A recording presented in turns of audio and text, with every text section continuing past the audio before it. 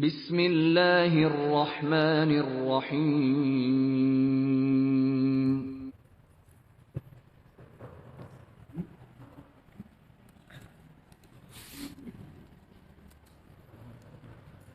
Bismillahirrahmanirrahim. Assalamualaikum warahmatullahi wabarakatuh.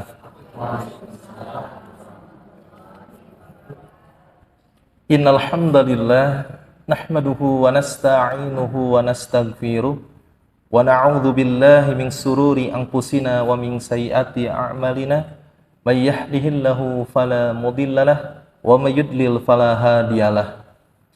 Ashhadu an la ilaha illallah wahdahu la syarikalah wa ashhadu anna Muhammadan abduhu wa rasuluh. Allahumma salli wa sallim ala nabiyhi wa rusulihi Muhammad sallallahu alaihi wasallam wa alihi wa sahbihi wa man tabi'ahu ila yaumiddin amma ba'd. Segala puji dan syukur senantiasa kita panjatkan kepada Allah Subhanahu wa ta'ala atas segala nikmat yang telah Allah berikan kepada kita, terutama nikmat iman, Islam, dan ihsan. Salawat dan salam senantiasa terlimpah curahkan kepada panutan kita, yakni Nabi Muhammad sallallahu alaihi wasallam, juga kepada keluarganya, para sahabatnya, para tabi'in, tabi'ut tabi'innya, sampai kepada kita semua. Semoga kelak kita mendapatkan syafaatul uzma. Amin ya Allah ya rabbal alamin. Saya ucapkan terima kasih banyak kepada Ustadz Mikdar, beliau yang menjadi sebab saya bisa hadir bertemu dengan para sesepuh, para alim ulama di Masjid Al-Mansur. Juga ketemu dengan ibu-ibu yang senantiasa istiqomah di dalam kebaikan. Hanya doa yang bisa saya sampaikan, semoga Allah senantiasa memberikan rahmat, karunia, ampunan kepada kita semua. Juga yang saya hormati para asatid, ya, para asatidah yang hadir pada kesempatan ini, dan mohon maaf juga jika ada nanti sesuatu hal yang kurang berkenan, mohon untuk diingatkan saja ya Pak Kiai, Pak Ustadz, ya, bapak-bapak semua, ibu-ibu semua. Di sini sama posisi saya dengan ibu-ibu adalah sama-sama belajar. Ingin diaku sebagai hamba Allah yang baik, ingin diaku sebagai hamba Allah yang senantiasa menjalankan perintahnya. Sama-sama sedang berjuang, betul ya? Nah, insya Allah pada kesempatan yang berbahagia ini, 30 menit, saya diminta untuk menyampaikan sesuatu hal yang sangat penting. Mudah-mudahan 30 menit ini bisa memberikan inspirasi, menambah ketakwaan dan keimanan kepada Allah Subhanahu wa ta'ala. Bapak dan Ibu yang saya hormati, kita buka dalam surat At-Taubah ayat ke-36. Kita baca artinya saja karena waktu, ya. Sesungguhnya bilangan bulan pada sisi Allah ialah 12 bulan. 12 bulan. Dalam ketetapan Allah di waktu Dia menciptakan langit dan bumi. Di antaranya 4 bulan haram. Nah, 4 bulan haram ini dijelaskan dalam hadis, yaitu bulan Dzulqa'dah, Dzulhijjah, Al-Muharram, dan Rajab. Di mana memang bangsa Arab sangat memuliakan keempat bulan ini. Jadi tidak ada perang. Ya. Nah, setelah itu maka janganlah kamu menganiaya diri kamu dalam bulan yang 4 itu. Salah satunya sekarang, Al-Muharram. Kenapa? Karena kalau melakukan amal soleh di bulan haram, maka pahalanya dilipat gandakan. Dan jika melakukan dosa, maka dosanya pun dilipat gandakan. Itu di bulan haram. Salah satunya bulan Al-Muharram. Dan perangilah kaum musyrikin itu semuanya, sebagaimana mereka pun memerangi kamu semuanya. Dan ketahuilah bahwasanya Allah beserta orang-orang yang bertakwa. Jadi kalau tidak targetnya nih, punten. Targetnya kita harus menjadi hamba yang bertakwa dengan adanya momentum perubahan tahun demi tahun ini. Coba kita lihat betapa banyak nikmat yang telah Allah berikan kepada kita. Ada di sini yang usianya 20 tahun. Nggak ada ya? Rata-rata 40 ke atas kan? Ini 17 semua. Ini 17 semua ya? 20, Masya Allah. Pak Kiai Adam ya. Coba Bapak dan Ibu kita perhatikan betapa nikmat Allah itu sangat banyak. Ada yang usianya 40 tahun, 60 tahun, 70 tahun. Berarti nikmat dari Allah itu udah banyak sekali. Sudah banyak. Dari mulai nafasnya, dari mulai digerakkannya jantungnya, paru-parunya, semuanya nggak bisa kita hitung. Nah, maka setiap momentum perubahan tahun itu ada satu komitmen yang harus dibentuk oleh kita bahwa tahun ini harus lebih baik daripada tahun yang sebelumnya.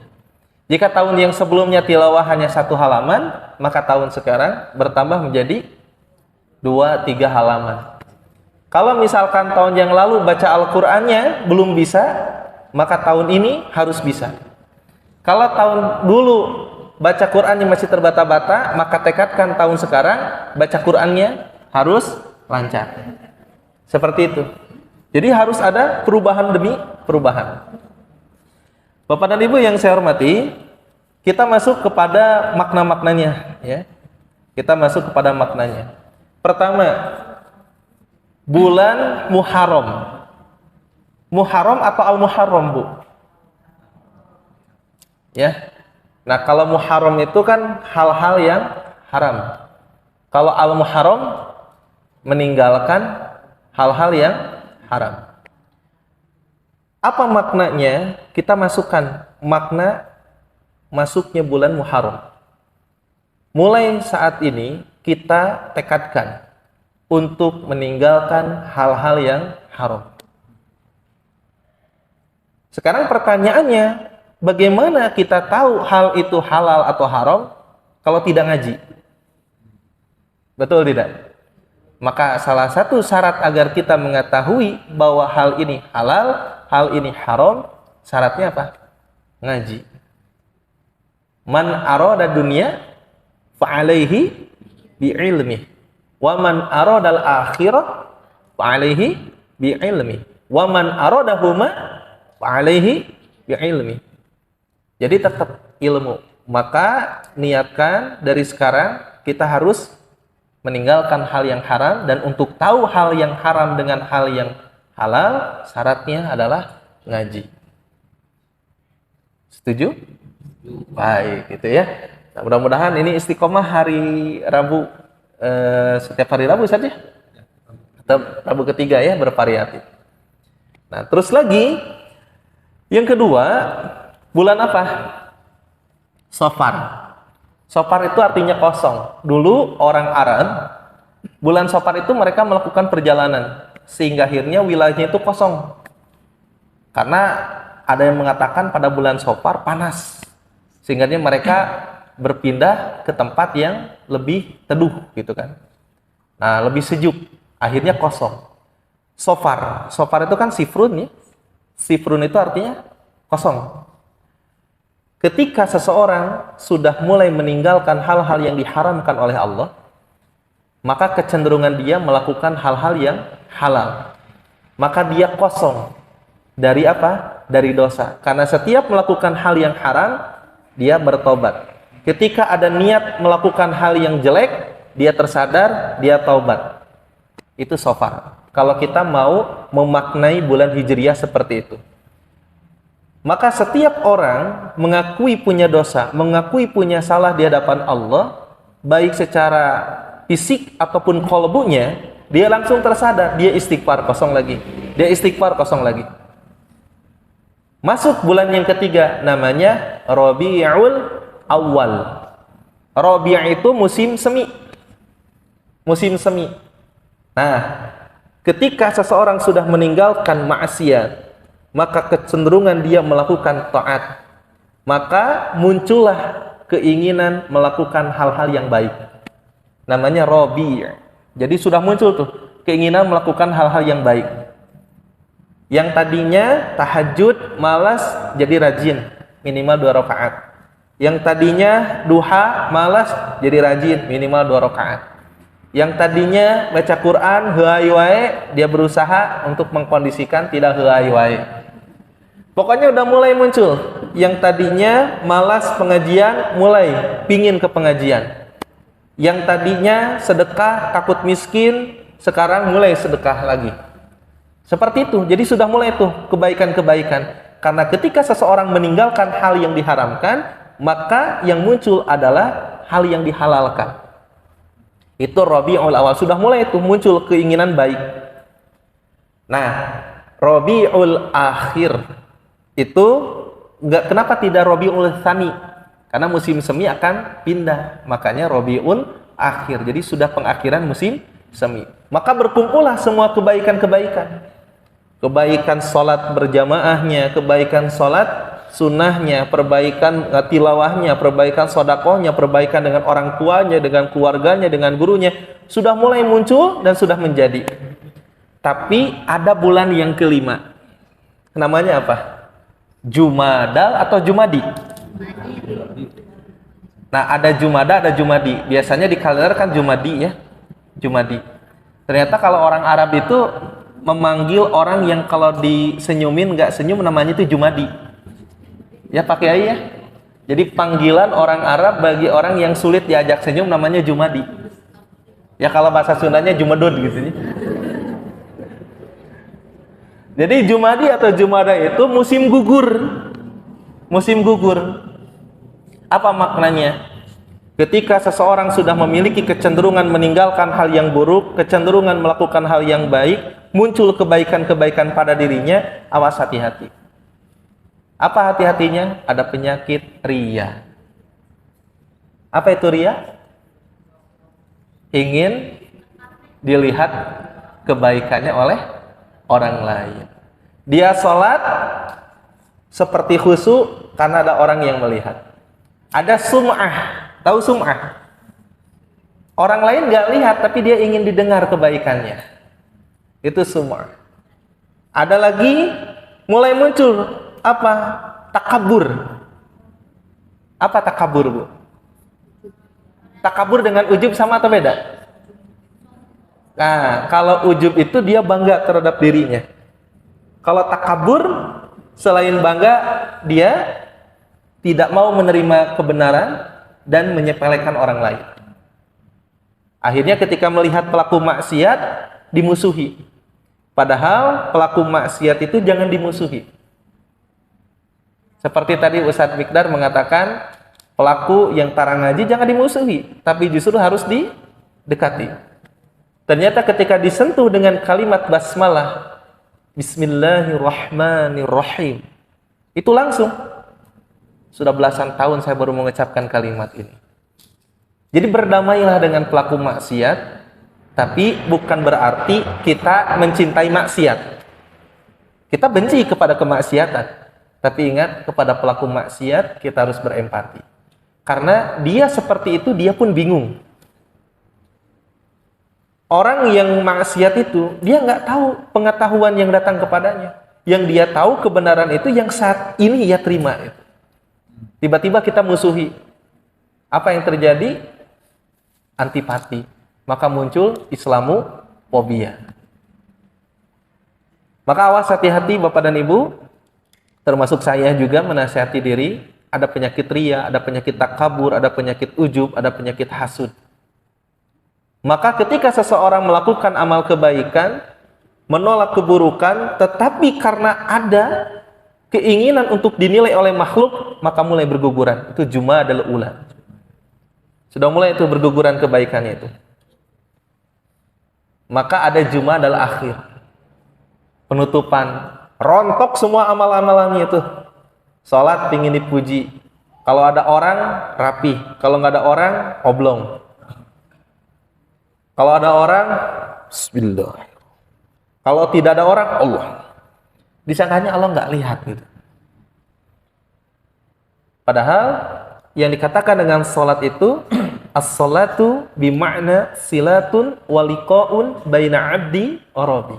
Salat itu maknanya adalah adanya hubungan dan pertemuan antara hamba dengan Rabbnya. Silatun hubungan, waliqa pertemuan baina 'abdi wa rabbi antara hamba dengan Rabbnya.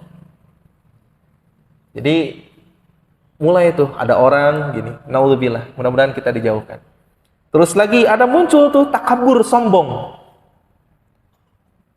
Kata anaknya, mama nah mama teh ngaji teh buat kitu, nah pasalah budak nyaho naon. Nah itu berarti menolak kebenaran dan menyepelekan anak. Terus diingetin ibu sama papahnya, mah jangan begitu mah. Seharusnya kan mama kalau udah ngaji begini-begini, cicing papa malah datang ngaji, mama nusuk ngaji, mah. Nah gitu. Akhirnya suami gimana? Nah ya istri saya ngaji kalau heura sate nak. Tapi enggak, bukan ibu-ibu di sini. Nggak tahu kalau di rumahnya. Tapi insya Allah ini kelihatan wajah solihah, insya Allah. Ya. Jadi bu, ngaji itu harus bisa ngelunakin hati, bu. Jangan sampai kita ngaji, tapi malah jadi keras hati kita.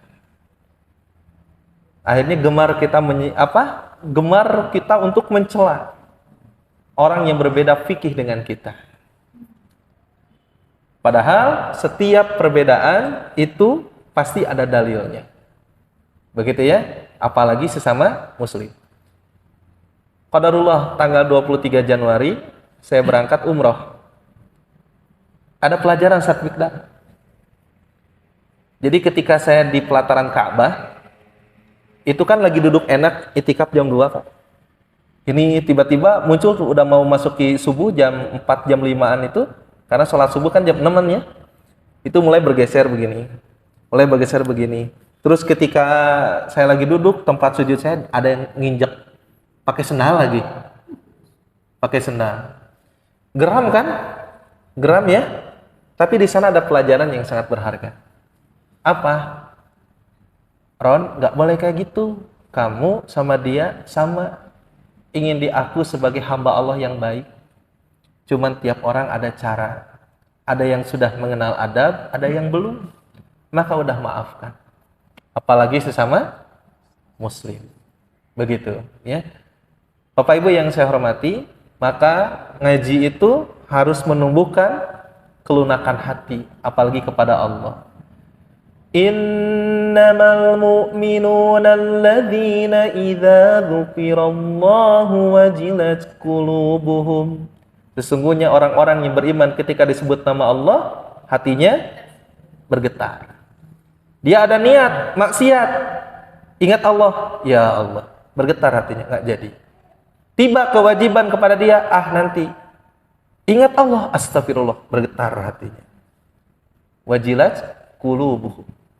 Wa idza tuliyat alaihim ayatuhu zadathum imana wa ala rabbihim yatawakkalun.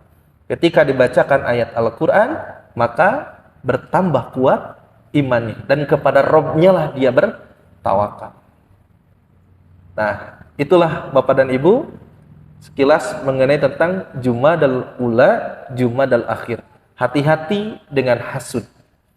Hati-hati dengan takabur, hati-hati dengan ria, hati-hati dengan ujub. Saya, Bapak Ibu, semuanya di sini lagi berjuang untuk melawan semua penyakit hati yang setiap detik menit berpotensi kita untuk mengalaminya. Maka Rasulullah Shallallahu Alaihi Wasallam yang beliau sudah dimaksum, dijamin surganya, bahkan telaganya sudah disebutkan terlebih dahulu, beristighfar 100 kali dalam sehari. Kita siapa yang belum punya jaminan? Maka setiap kali hati tergerak untuk ingin dilihat oleh orang, maka astagfirullah. Astagfirullah. Jadi qalbunya kita hidupkan. Jangan sampai kita ngaji tapi jiping.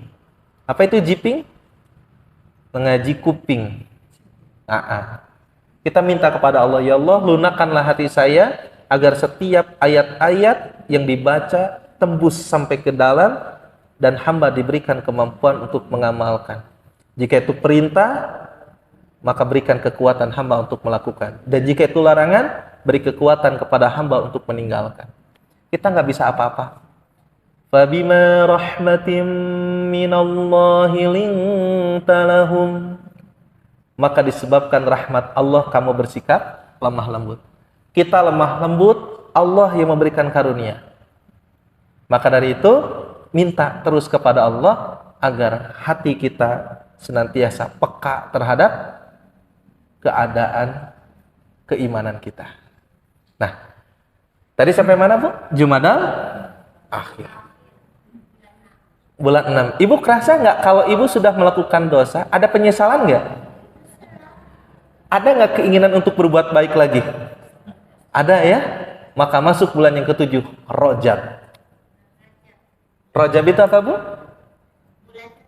Bulan ke-7. Iya betul, bulan ke-7. Artinya Rajab itu keagungan.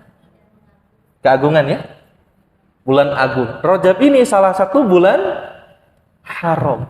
Ketika seseorang menyesal, ya Rabb, hamba menyesal. Banyak dosa dan salah yang hamba lakukan kepadamu, ya Allah. Banyak dosa dan salah yang hamba lakukan kepada orang tua hamba, ya Allah.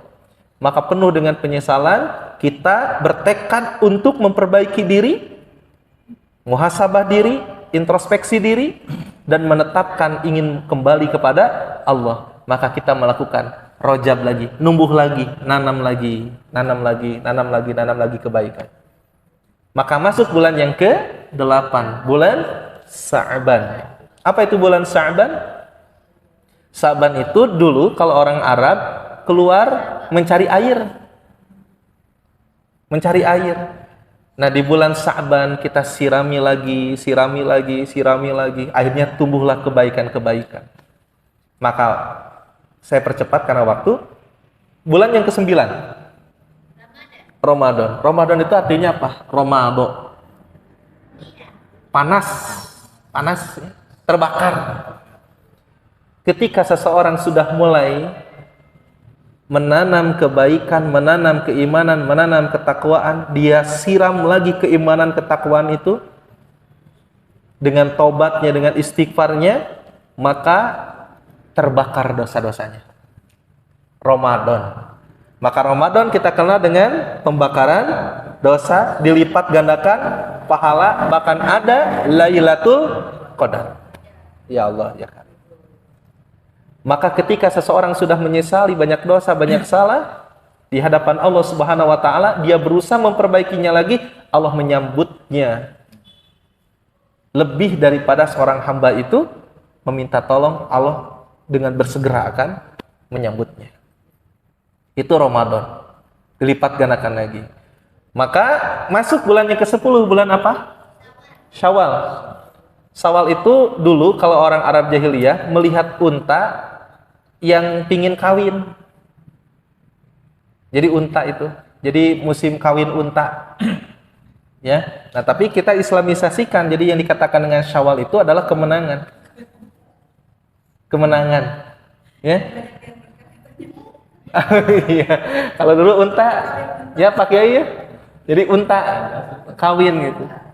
Karena susunya sudah mulai kering, jadi pingin kawin.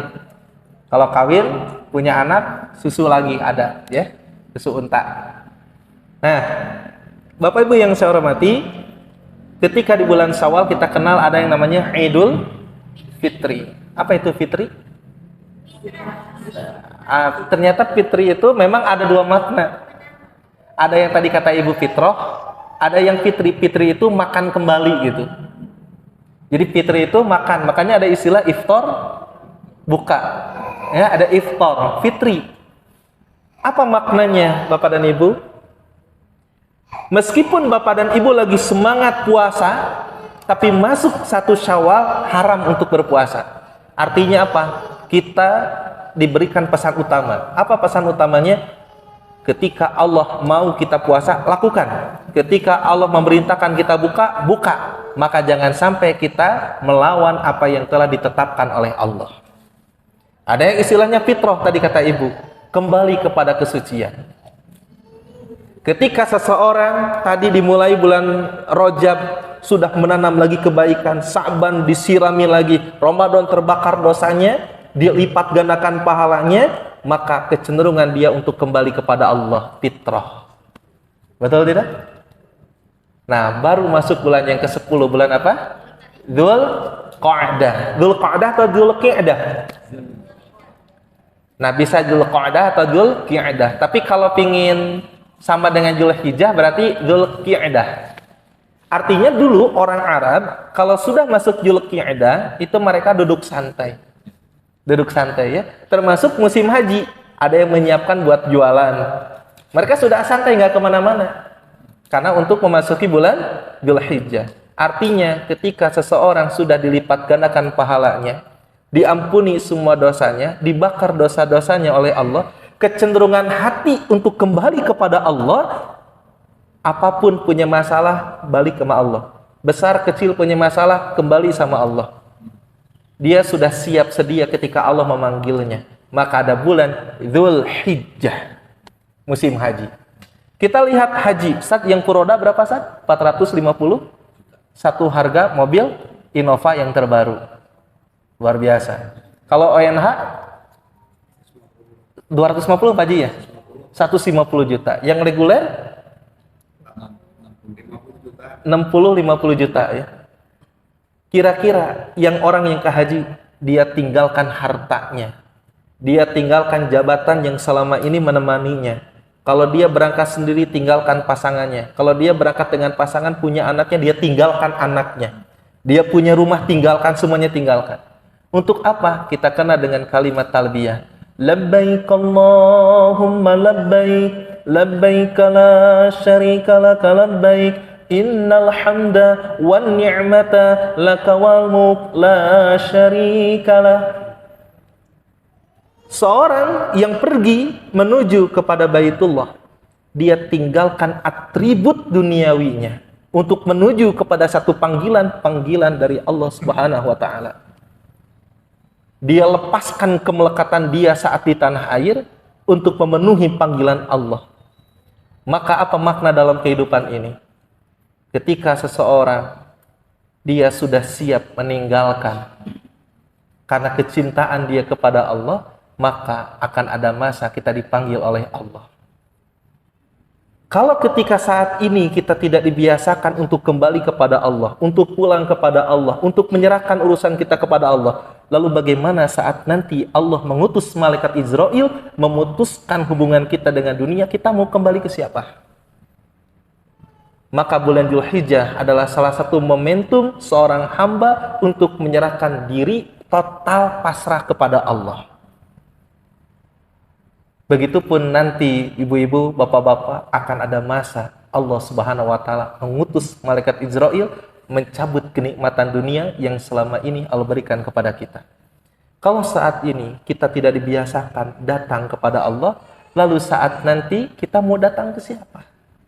Maka makna daripada Dzulhijjah adalah kita lakukan amal kebaikan, tinggalkan kemaksiatan, terus beristighfar kepada Allah.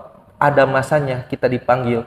Ya ayyatuhan nafsul mutmainnah, irji'i ila rabbiki radiyatan maradiyah. Wahai jiwa-jiwa yang tenang, kemarilah. Engkau ridho, aku pun ridho, Masya Allah. Itulah Bapak dan Ibu pesan makna bulan Hijriah. Kalau kita simpulkan, jika kita ingin kembali kepada Allah, Allah ridho, kita pun ridho, maka tinggalkan kemaksiatan. Maksiat lahir maupun maksiat batin. Ustaz, saya nggak pernah berzina, saya nggak pernah membunuh. Tapi ingat, maksiat batin itu ada setiap detik dan menitnya.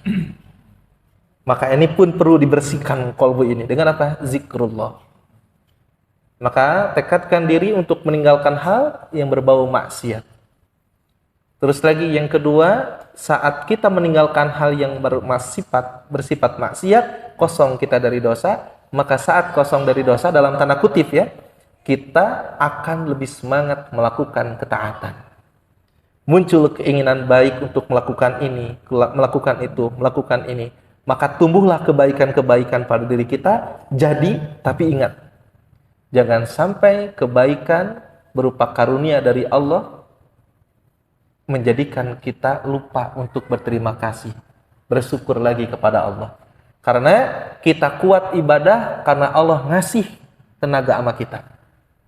Kita bisa duduk pengajian seperti ini, Allah yang ngasih kekuatan. kita bisa melangkahkan kaki dari rumah ke tempat ini, Allah yang ngasih daya dan kekuatan. La haula wala quwata illa billah. Maka jangan sampai kita lupa untuk bersyukur kepada Allah. Sehingga akhirnya kita menyepelekan ahli maksiat, padahal dia butuh untuk diberikan nasihat dari kita.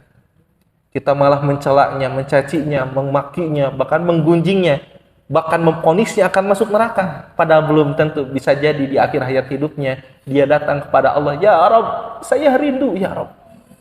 Saya rindu kepada Engkau yang telah menciptakanku. Hamba telah banyak bergelimangan dosa. Hamba telah banyak melakukan kemaksiatan. Tunjuki hamba jalan agar bisa menuju kepadamu. Di akhir hayat hidupnya, ternyata dia wafat. Siapa yang akan diampuni oleh Allah? Sedangkan kita yang sibuk mengumpulkan amal dan sibuk juga untuk mencerca, menggunjing yang lain, ternyata bisa jadi kita mati dalam kondisi yang su'ul khotimah. Na'udzubillah summa na'udzubillahi min dalik. Maka masuk lagi, luruskan lagi niatnya, bersihkan lagi hatinya.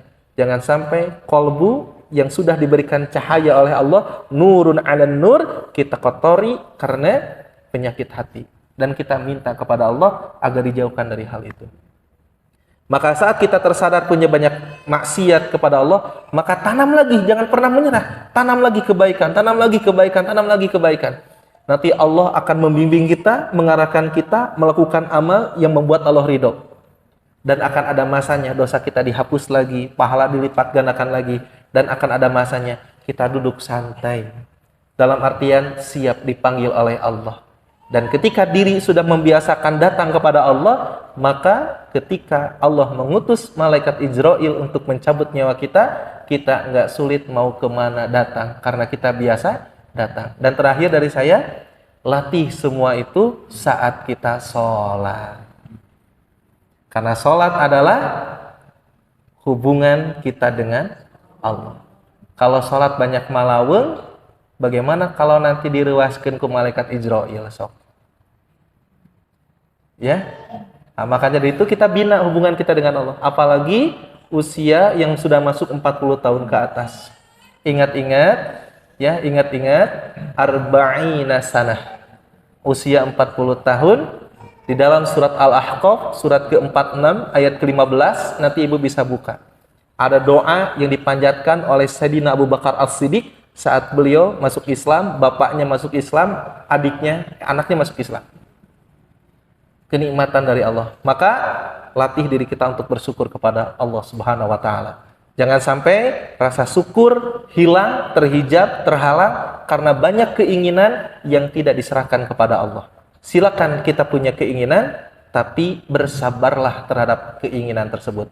Jangan sampai keinginan menghijab kita untuk bersyukur kepada Allah Subhanahu wa taala. Mungkin itu yang bisa disampaikan pada kesempatan yang berbahagia ini. Mohon maaf pada para asatid, ya, asatidah, Bapak Ibu semua yang saya hormati. Jika ada kata atau sikap yang kurang berkenan, mohon maaf kepada semuanya. Saya ucapkan terima kasih banyak atas segala perhatiannya. Mudah-mudahan Allah Subhanahu wa taala membimbing diri kita untuk menuju kepada keridhaannya. Assalamualaikum warahmatullahi wabarakatuh. فقالوا ربنا آتنا من لدنك رحمة وهيئ لنا من أمرنا رشدا